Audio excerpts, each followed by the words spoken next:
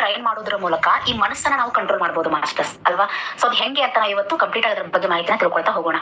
First ಈ ಮೆದುಳನ್ನ train ಮಾಡೋದ್ರಿಂದ ಏನಾಗುತ್ತಪ್ಪ ಅಂದ್ರೆ ನಮ್ಮ ಲೈಫ್ ಈಸಿ ಆಗುತ್ತೆ ಅಲ್ವಾ. ಸ್ವಲ್ಪ ಯೋಚನೆ ಮಾಡಿ.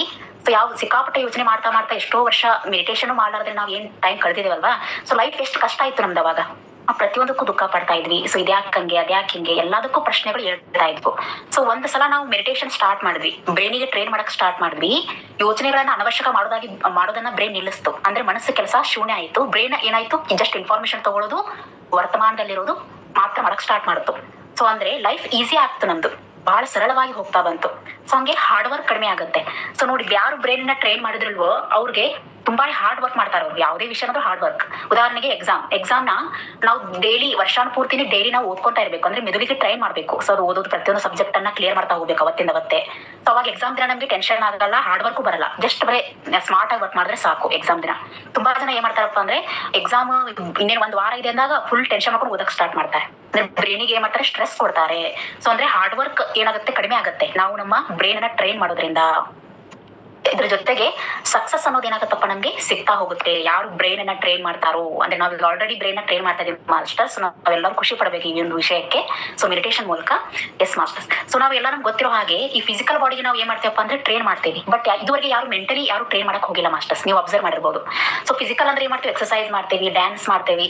ಬಟ್ ಮೆಂಟಲಿ ಮಾನಸಿಕವಾಗಿನೂ ನಾವು ಎಲ್ಲಾ ರೀತಿಯಿಂದನೂ ಆರಾಮವಾಗಿರ್ಬೇಕು, ಆರೋಗ್ಯವಾಗಿರ್ಬೇಕು, ಭಾವನೆಗಳ ಮೇಲೆ ಹತೋಟಿ ಇರಬೇಕು, ಸ್ಥಿರವಾಗಿರ್ಬೇಕು.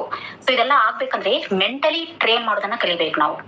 ಫಿಸಿಕಲ್ ಆಗಿಯೂ ಮಾಡ್ಬೇಕು ಆರೋಗ್ಯ ಚೆನ್ನಾಗಿರೋಕೆ, ಮೆಂಟಲಿನೂ ಮಾಡ್ಬೇಕು. ಅದು ಕೂಡ ಮಾನಸಿಕ ಆರೋಗ್ಯಕ್ಕೆ ಹೆಲ್ಪ್ ಆಗುತ್ತೆ. ಮೆಂಟಲಿ ಟ್ರೈನ್ ಮಾಡೋದಂದ್ರೇನು, ಬ್ರೈನ್ ಅನ್ನ ಟ್ರೈನ್ ಮಾಡ್ತಾ ಹೋಗ್ಬೇಕು. ಎಸ್, ನೀವು ನಿಮ್ಮ ಮನಸ್ಸನ್ನ ನಿಮ್ಮ ಭಾವನೆಗಳಿಗಿಂತ ಹೆಚ್ಚು ಗಟ್ಟಿಯಾಗುವಂತೆ ತರಬೇತುಗೊಳಿಸಬೇಕು. ಇಲ್ಲವಾದಲ್ಲಿ ಪ್ರತಿ ಕ್ಷಣದಲ್ಲೂ ನಿಮ್ಮ ತನವನ್ನ ಕಳೆದುಕೊಳ್ಳುತ್ತಾ ಸೋಲ್ತಾ ಹೋಗ್ತೀರಾ. ನೋಡಿ ಎಷ್ಟು ಚೆನ್ನಾಗಿ ಹೇಳ್ತಾರೆ ಲೇಖಕರಂದ್ರೆ ಇಲ್ಲಿ. ನೀವು ನಿಮ್ಮ ಮನಸ್ಸನ್ನ ಭಾವನೆಗಿಂತ ಸ್ಟ್ರಾಂಗ್ ಮಾಡ್ಬೇಕು. ಈಗ ನಮ್ ಎದುರಿಗೆ ನಮ್ಗೆ ಇಷ್ಟ ಆದವ್ರು ಯಾರೋ ಒಬ್ರು ಸಾವಾಗತ್ತೆ, ಅದು ನೋಡಿದ ತಕ್ಷಣ ಏನಾಗುತ್ತೆ, ನಮ್ ಬ್ರೈನ್ ವರ್ಕ್ ಮಾಡಲ್ಲ, ಮನಸ್ಸು ಸ್ಟಾರ್ಟ್ ಮಾಡ್ಬಿಡುತ್ತೆ ಕೆಲಸ. ಅಲ್ಲಿ ಏನಾಗುತ್ತೆ, ಸಿಕ್ಕಾಪಟ್ಟೆ ಅಳು ಬರೋದು, ಯಾಕೆ ಹಿಂಗಾಯ್ತು, ಡಿಪ್ರೆಷನ್ ಹೋಗೋದು, 2 ವರ್ಷ 3 ವರ್ಷ ಆದ್ರೂ ಅದರಿಂದ ಹೊರಗೆ ಬರಲ್ಲ. ಸೊ ಯಾಕೆ ಹಿಂಗಾಗತ್ತಂದ್ರೆ ನಮ್ಮ ಭಾವನೆ ಸ್ಟ್ರಾಂಗ್ ಇದೆ, ನಮ್ಮ ಮನಸ್ಸಿಗಿಂತನೂ ಭಾವನೆ ಸ್ಟ್ರಾಂಗ್ ಇದೆ.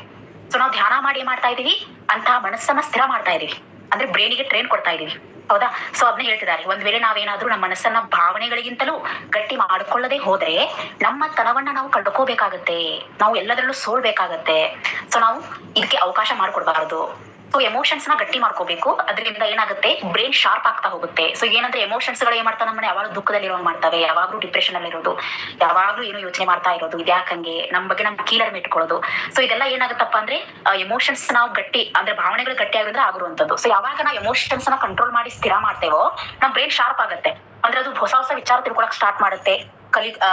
ಕಲಿಕೆ ಒಳಗಡೆ ಮುಂದಾಗುತ್ತೆ. ಎಷ್ಟೋ ಅಂದ್ರೆ ಏನಾಗುತ್ತೆ, ಪ್ರೆಸೆಂಟ್ ಟೆನ್ಸ್ ಅಲ್ಲಿ ಬದುಕೋದನ್ನ ಟ್ರೈ ಮಾಡುತ್ತೆ. ಸೊ ಹಾಗಾಗಿ ಅಂದ್ರೆ ಮೆಡಿಟೇಷನ್ ಮೂಲಕ ನಾವು ಏನ್ ಮಾಡಬೇಕಪ್ಪ ಅಂದ್ರೆ ಎಮೋಷನ್ಸ್ ನ ಗಟ್ಟಿ